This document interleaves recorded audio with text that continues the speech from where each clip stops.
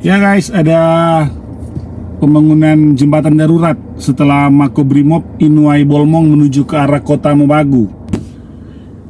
Pas lagi macet, mumpung lagi macet, jadi saya bikin konten tentang pengantar filsafat. Di video sebelumnya saya telah membahas sedikit tentang pengantar filsafat, mulai dari dahuluan, kemudian apa itu filsafat yang terdiri dari penjelasan terkait definisinya, baik definisi leksikal maupun definisi teoritis. Kemudian saya juga sudah membahas tentang apa itu filsafat dan apa itu ilmu pengetahuan, apa perbedaan antara filsafat dan ilmu pengetahuan. Dan konten kali ini di tengah kemacetan, saya ingin membahas tentang cara kerja atau metode dalam filsafat. Metode versus cara kerja ilmu pengetahuan. Ilmu pengetahuan menggunakan metode ilmiah seperti deduksi dan induksi yang fokus pada objek dan data empiris tertentu. Sementara filsafat memiliki metode sendiri yang tak selalu cocok diterapkan dalam metode-metode ilmu alam atau humaniora secara langsung. Kata metode berasal dari bahasa Yunani metodos. Meta melampaui, hodos jalan, yang berarti jalan atau cara sistematis untuk memperoleh pengetahuan.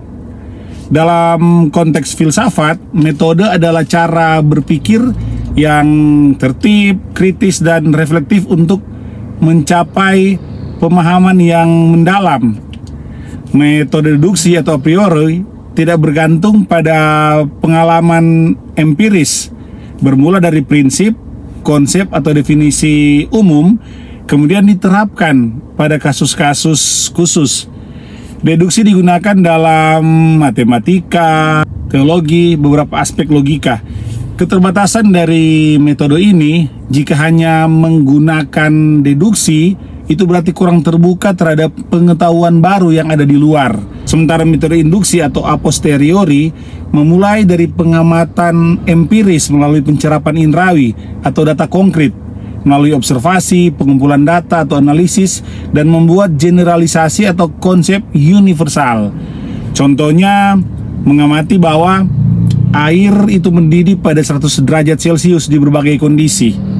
Nah, generalisasi bisa terbatas oleh variasi-variasi waktu, tempat, budaya, sehingga kesimpulannya bisa berubah jika data yang baru muncul. Sementara metode khas filsafat tidak semata menggunakan induksi ataupun deduksi secara murni.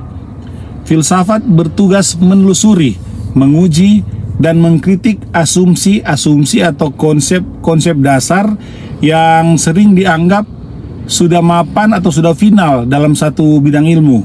Filsafat menggunakan metode dialektik kritis, yaitu melalui dialog, perdebatan, dan refleksi mendalam untuk mengungkapkan makna dan kebenaran yang paling mendasar. Pentingnya mengikuti aktivitas berfilsafat untuk memahami metode filsafat secara sesungguhnya, memerlukan keterlibatan langsung, bahkan membaca karya filsafat, berpikir sendiri, dan mempertanyakan asumsi. Aktivitas ini membantu membedakan filsafat yang hidup dan relevan dari filsafat yang hanya teoritis dan abstrak yang sering kita dengarkan di luar sana.